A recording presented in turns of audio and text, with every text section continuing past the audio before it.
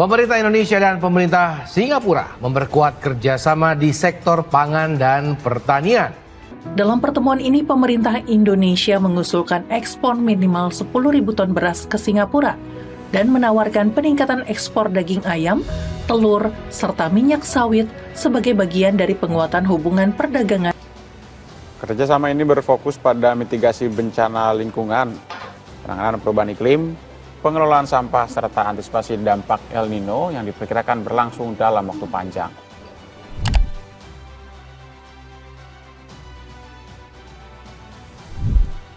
Tak semua pertarungan dimenangkan dengan rudal dan kapal perang. Di era modern ini, persaingan justru terjadi lewat teknologi dan kekuatan ekonomi. Di tengah gonjang-ganjing pemberitaan dalam negeri, Indonesia justru menjadi sorotan negara luar. Singapura yang dulunya merampas harta kekayaan alam Indonesia, pelan-pelan dibuat ketergantungan. Keputusan Indonesia untuk tidak mengekspor listrik ke Singapura membuat situasi dalam negeri mereka sedikit goyah. Dampaknya, pemerintah Singapura baru-baru ini menaikkan tarif listrik sebesar 17%. Tak hanya ketergantungan dalam hal energi, Singapura juga semakin ketergantungan pangan. Dengan rencana Indonesia ekspor 10.000 ton beras, negeri Nusantara mampu menjadi pelopor transformasi digital di kawasan Asia Tenggara. KRIS yang merupakan sistem pembayaran karya asli anak-anak Indonesia kini mulai dikembangkan Singapura. Akankah ini menjadi kejatuhan nyata Singapura? Bagaimana Indonesia bisa memanfaatkan peluang ini agar negeri Singa semakin bergantung ke negara kita yang kaya akan sumber daya? Cetak gol akan merangkum, Singapura panik, ketergantungan pada Indonesia mulai terungkap sebagai berikut. Singapura kepincut akui teknologi Indonesia lebih modern. Selama bertahun-tahun lamanya, Singapura menjadi kiblat teknologi dan pusat keuangan Asia Tenggara. Namun perhatian tersebut nampaknya mulai direbut oleh Indonesia. Kehadiran KRIS sebagai salah satu pelopor pembayaran digital memunculkan satu pertanyaan. Apakah Indonesia mulai memainkan peran penting dalam perdagangan kawasan? Pasalnya sangat jarang sekali Singapura menaruh perhatian lebih terhadap teknologi yang hampir serupa. Tepat pada pekan lalu, Singapura dikabarkan telah meluncurkan alat pembayaran digital nasional. Dan sistem pembayaran tersebut sangat mirip dengan teknologi yang KRIS gunakan, di mana terdapat satu QR Code tunggal dalam program PayNow yang akan diterapkan di Singapura. Ketua Otoritas Moneter Singapura atau MAS, Gan Kim Yong sendiri menyatakan bahwa Singapura akan meluncurkan percontohan pada akhir tahun 2026.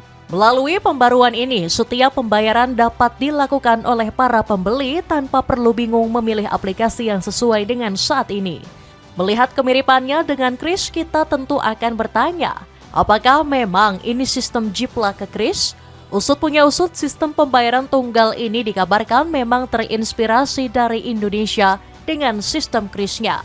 Sudah menjadi rahasia umum sejak pertama kali diluncurkan. Bank Indonesia KRIS membuat banyak perubahan. Sistem KRIS ini menjadi inspirasi bagi sistem pembayaran Singapura yang diluncurkan. Cara kerjanya adalah dengan memanfaatkan satu QR Code tunggal yang bisa dibaca semua aplikasi bank digital dan pembayaran di Indonesia. Baiknya lagi, sistem pembayaran ini sangat memudahkan dan tidak membuat kebingungan penggunanya. Pasalnya, berdasarkan pengalaman banyak pembeli, QR Code yang berbeda membuat para pembeli terkadang kebingungan. Sehingga alih-alih merasa diringankan, mereka malah merasa terbebani. Model inilah yang membuat Singapura terinspirasi. Padahal sebelumnya, Singapura sendiri memiliki dua sistem pembayaran, yaitu PayNow dan Nets.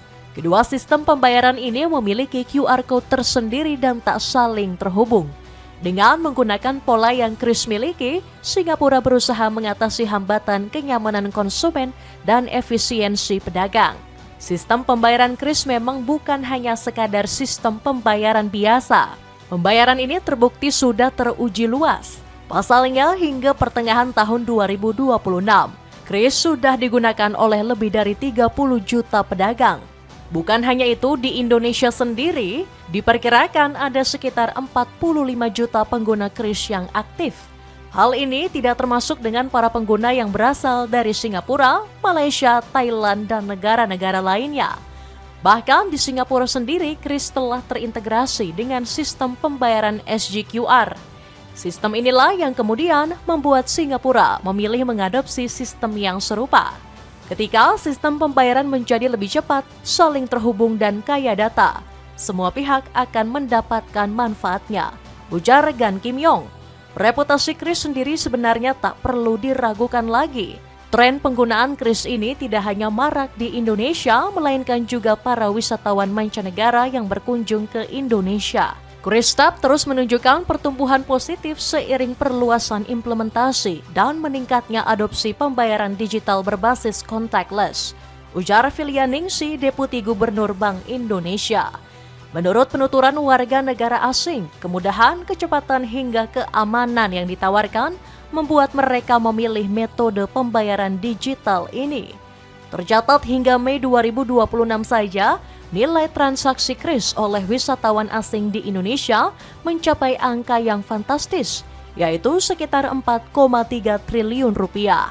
Angka ini menunjukkan bahwa digitalisasi sektor keuangan Indonesia mampu menjadi pendukung aktivitas ekonomi pada khususnya sektor pariwisata. Akses yang mudah hanya berbekal ponsel pintar, para wisatawan sudah dapat membayar hotel, restoran, pusat perbelanjaan hingga destinasi wisata menjadi alternatif yang memudahkan. Para wisatawan tidak perlu lagi mengeluarkan uang tunai dalam jumlah besar. Para wisatawan asing mulai dari Tiongkok, Malaysia hingga Singapura merupakan para wisatawan pengguna aktif Kris selama di Indonesia. Tingginya penggunaan Kris ini menjadi semacam sinyal bahwa Indonesia sedang membangun sistem pembayaran yang mampu bersaing di kawasan. Dengan banyaknya negara yang terhubung melalui pembayaran lintas negara, peluang peningkatan wisatawan dan aktivitas ekonomi terutama sektor digital semakin berkembang. Kedepannya, perluasan sistem pembayaran ini tidak hanya akan menjadi pendukung program dalam negeri, melainkan juga dimanfaatkan dunia internasional. Sebagai informasi, di Indonesia sendiri sistem pembayaran KrisTap telah diterapkan di 25 provinsi pada 5 moda transportasi di Jabodetabek.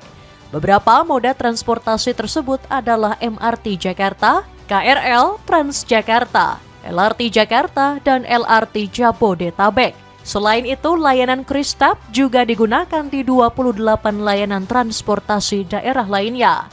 Di luar transportasi sendiri, KrisTap juga digunakan untuk hampir seluruh merchant retail yang menggunakan mesin edisi dan sandbox. Misalnya seperti restoran, hotel, rumah sakit, area parkir, hingga merchant lainnya. Kemudahan dan lengkapnya fitur yang Kris tawarkan membuat Singapura mulai ketergantungan. Bukan hanya ketergantungan, namun jika kita lihat lebih mendalam, Singapura tak hanya memiliki ketergantungan pada sektor pembayaran digital, melainkan juga sektor pangan. Misalnya saja beras, minyak kelapa sawit, hingga ayam dan telur. Semakin ketergantungan dengan Indonesia di berbagai sektor. Tepat pada 29 Juni 2026 lalu, pemerintah Indonesia sempat menawarkan akan mengekspor 10.000 ton beras ke Singapura. Tawaran ini dilakukan mengingat peluang ekspor yang bisa dilakukan oleh Indonesia. Singapura kerap kali menjadikan negara tetangganya sebagai tempat bergantung. Mereka mengimpor sebagian besar kebutuhan pangan dalam negeri karena keterbatasan lahan hingga sistem yang tidak memadai seringkali jadi hambatan. Namun karena kedekatan geografisnya dengan Indonesia, membuat Singapura merasa dimudahkan. Selain itu, Singapura juga berpeluang meningkatkan impornya. Bukan hanya itu, jalinan ketergantungan dan kerjasama ini berlangsung sejak lama sekali. Pernyataan ini sendiri merupakan pendapat dari Menteri Keberlanjutan dan Lingkungan Hidup Singapura, Grace Fu Haiyan. Ia juga sempat menanggapi tawaran dari pemerintah Indonesia berkaitan dengan impor beras. Terjadi peningkatan hasil panen, peningkatan produktivitas yang sangat mengesankan.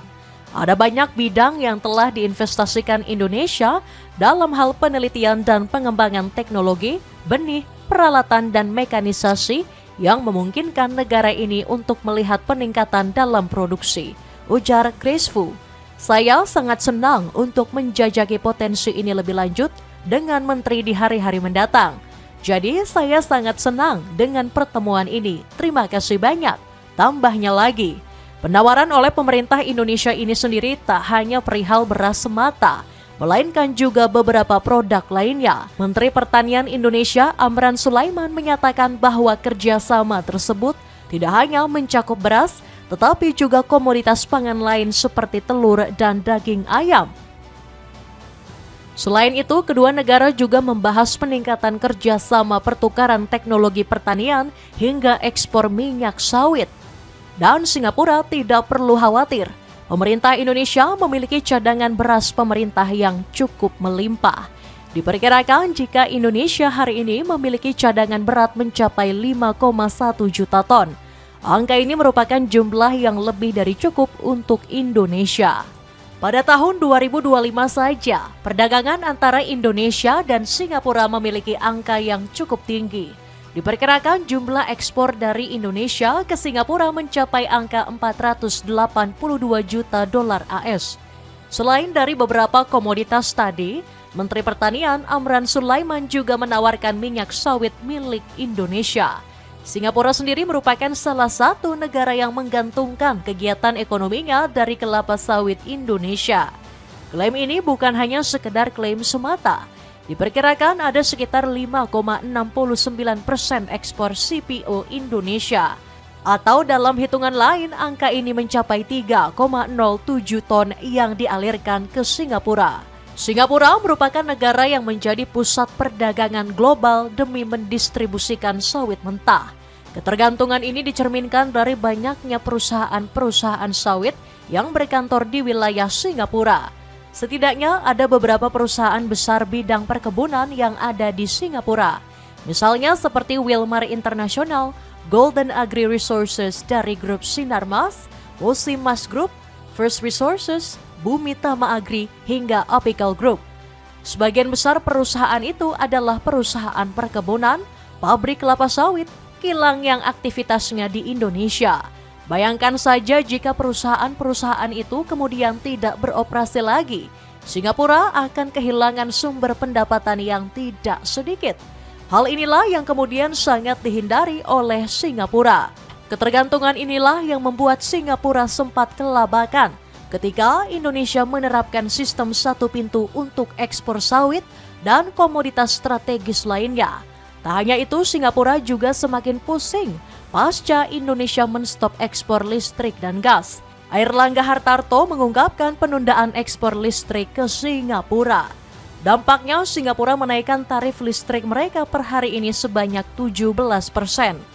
Dengan kenaikan tersebut, rumah tangga yang menempati flat 4 kamar milik Housing dan Development Board atau HDB diperkirakan mengalami kenaikan rata-rata tagihan listrik bulanan sebesar 17,14 dolar Singapura.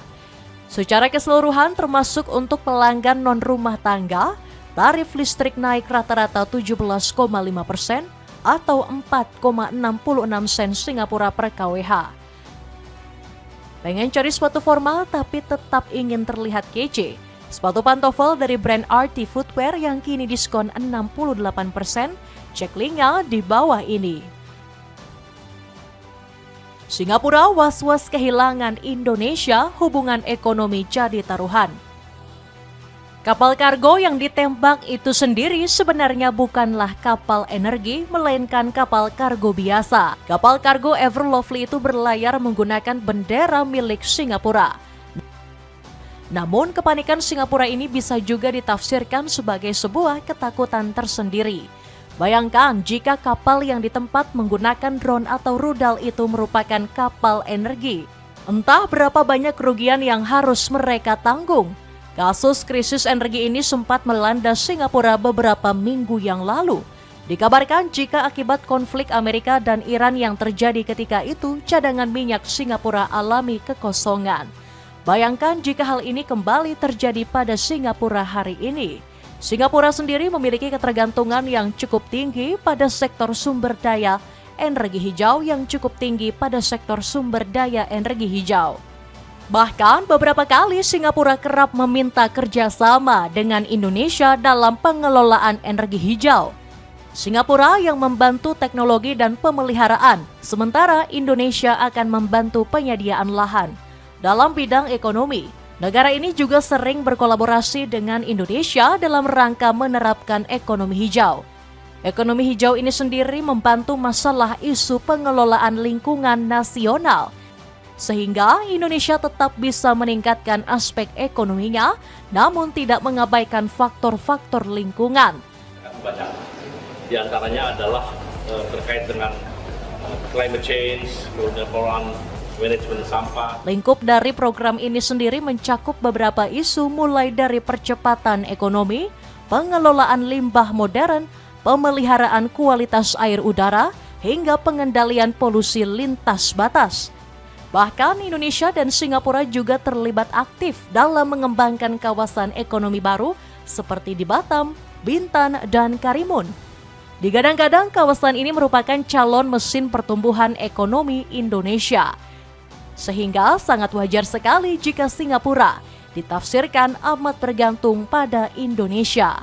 Tak hanya soal energi hijau, bahkan dalam urusan listrik, Singapura masih bergantung pada pemerintahan Indonesia. Negara kecil itu memang masih menggantungkan pasokannya dari negara tetangga termasuk Indonesia. Hal inilah yang membuat mereka sangat getol mengadakan kesepakatan ekonomi dan energi hijau, agar suatu hari nanti jika Singapura telah kehilangan kemampuan untuk mendapatkan energi, mereka masih memilikinya.